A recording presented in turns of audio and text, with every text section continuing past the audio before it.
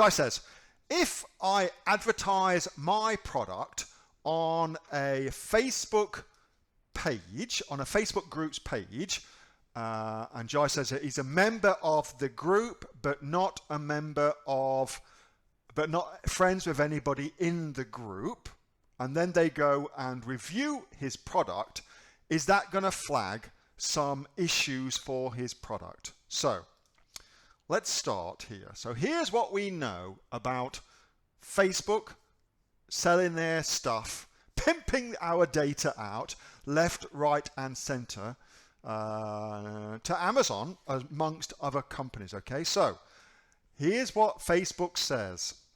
Facebook granted tech companies like Amazon, Microsoft, blah, blah, blah, blah, special scratchy my back, scratchy your back access to personal data, including private messages and contact details, aka they're reading all of your shit and they know exactly who you are. All right, that's what that really means.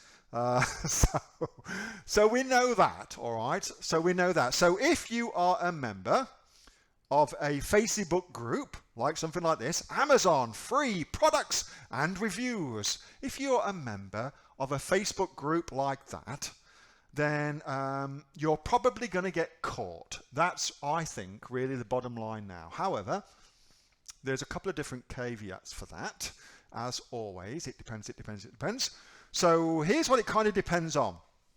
It depends which country you are in, and it depends which country you are selling into. Because what Amazon and Facebook have said is that they're buying US related data. You are probably aware that the privacy policy in Australia and also in the EU and the UK is much, much different to the privacy policy on Facebook in the US of A. And part and parcel of that, of course, is what old Mr. Zuckerberg can sell of your stuff. So my reading of that, my limited intelligence reading of that, is that if you're in a group, USA-based group, then you are and you're going to sell, and you're selling in the USA on Amazon.com, then you're far more likely to get caught than if you are in an Aussie group selling in Australia on Amazon.com.au. Far more likely to get caught. All right. So there's that to consider first. There's that to consider first. Next thing to consider is, what on earth is Amazon actually looking for when it comes to reviews? Because that ought to guide your strategy a lot more than simply where you can find reviews on Facebook. It ought to guide your strategy much, much more than anything else. So what Amazon actually wants, of course, is natural reviews. Natural reviews. Now, what the flipping hellfire does that actually mean, natural reviews? Jeff Bezos, in the 2019 letter to the shareholders, said that on average, 2% of people that shop on Amazon leave a review. 2%, which is, I think we can all agree, kind of tiny. So, for every 100 sales that you make, on average, you'll get 2 reviews. So, there's that to consider, and that's a very, very important facet of that. How else do natural reviews happen? Well, natural reviews happen over a spread of time. So if you have just launched your product on Amazon and within the first couple of days you make 25 sales, and each one of those sales magically, miraculously turns into a glowing 5-star reviews, that does not look natural. That does not look normal. That is warning, warning, Will Robinson time for Amazon. And that's going to result, no doubt, in your shit getting flagged. Okay, so consider that too. Consider that too. And the way I think about it is in terms of ratios, because that tends to be how Amazon operates. It operates in terms of ratios. I believe, based on everything that I've seen, based on everything we see within the AOE community, that if you get your first 5 or even 10 reviewers, in, say, a 2-week period, and you have launched and you're also running Amazon PPC, then everything that I have seen so far tells me that you will be okay with that, regardless of the market that you're going in. So up to, say, 10 reviews, you can be fairly black hat with that. After that, so if you're trying to get 50 or 100 or 150 reviews, you need to be super careful how you do that. Your first 5 or 10, though, you can be as naughty as can be. You can be much more naughty if you're not in America and you're not selling in America than you could do if you were. But your first 5 to 10, you ought to be okay by. But again, think about it in terms of ratio. So what's natural? Natural is people buying your stuff and then reviewing.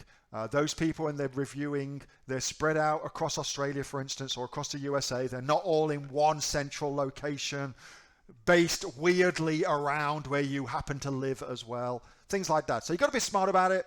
But if you're smart and just a tiny little bit cautious, you ought to be okay. Amazon, I believe, gives you a bit of a free pass for your first 5 or 10 reviews. Gives you a bit of a free pass. Certainly that's what, based on what we've seen so far, certainly that's what I've seen. Hope that helps. How powerful are ratings compared to reviews, Flavia says. They're basically the same thing when you think about it, because what have we got up here? So let's see, this is a good example. So when you see this particular product, adjustable umbrella, in the Amazon SERPs, you don't see the fact that there are 11,916 ratings, of which a percentage of them are actual written reviews. You don't get to see that. All you get to see in the SERPs is that there are 11,916 ratings, and of those, an average of those is a 4-star rating out of 5. That's what you get to see in the SERPs, and I believe that is the important thing to do. Focus on the SERPs. And then when they get to your particular product, again, they still see ratings. Amazon doesn't separate them out between somebody who's just clicked on a button to give you a rating out of 5 stars versus somebody who's actually left you a review. Amazon doesn't differentiate that anymore. And so I believe that based on that, looking at what they do, I don't think there's any difference at all in terms of how powerful they are, strictly speaking. However, you can go deeper, and you should go deeper, and it's worthwhile noting that reviewers rank in 2 places, 2 important places. The first place they rank, of course, is in the Amazon search engine results page. So words, phrases, etc., like that, for instance, will get indexed and will rank your product for those particular things, and they go towards link juice. Okay, so good reason to go after good reviews with good high volume keywords embedded into them is that. But also, what a lot of people don't think about is that Google also indexes those reviews, and therefore you can also rank on Google for those things as well. And there's a lot of evidence that shows that that actually happens. And of course, there's heaps of people searching on Google for products as well, which is why Google's aggressively going after that market right now. Hope that helps. All right, so good question, Jai. Thanks for asking that. Don't worry if it's not a Facebook review group. It's anything on Facebook. Clearly, Bezos is buying that data. So if it is a Facebook review group, warning, get out of it. But even if it's not, they're still buying the data, okay? Hey, Neil here. Just before you go away, that was a question that I got asked on my regular Monday night Q&A session, which I have with the members of the Aussie Online Entrepreneurs. So if you're interested in joining us as an Aussie Online Entrepreneurs, then you can click on the link below to find out a lot more about that. And also, as a special thank you for watching this video, I've got a great book that I want to give you for free. It's a current bestseller on Amazon, and it teaches you everything that you would need to know about starting a business here in Australia on Amazon. So you can see that just up there. So if you'd like to get a copy of that for free, then again, just click on the link below and you'll get a copy of that. You'll get taken to a page where you can get a copy of that for absolutely free. Hope you enjoyed that little snippet from one of my Aussie Online Entrepreneur Q&A sessions, and make sure that you subscribe to my channel and also like this video. And if you've got a question that you would like answering, then post it in the comments below, and I'll do my best to answer it, whether on one of these videos for you or directly in the comments directly below. All right, thanks so much for watching, and I'll catch you next time on the next of the Aussie Online Entrepreneurs Amazon FBA Australia videos. See you soon.